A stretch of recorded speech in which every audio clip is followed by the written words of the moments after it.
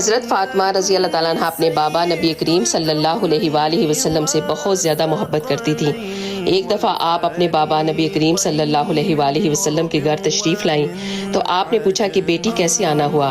تو آپ نے اپنے دوپٹے کا پلو کھولا، اس میں سے روٹی کا آدھا حصہ آپ نے نبی کریم صلی اللہ علیہ وآلہ وسلم کی خدمت میں پیش کیا اور کہا کہ بابا یہ میں آپ کے لیے تحفہ لے کر آئی ہوں۔ تو نبی صلی اللہ علیہ وآلہ وسلم نے فرمایا کہ یہ کیسے؟ آپ فرمانے لگیں کہ حضرت علی نے کچھ کام کیا ہے اور وہ آٹا گھر لے کر آئے، میں نے ایک روٹی حسن کو، ایک روٹی حسین کو اور ایک حضرت علی نے کھائی، لیکن جب میں اپنی روٹی کھانے لگی تھی تو مجھے خیال آیا کہ شاید میرے بابا نے کچھ نہ کھایا ہوگا، تو یہ روٹی کا آدھا حصہ میں آپ کے لیے لے کر آئی ہوں، اسے قبول فرما لیجئے۔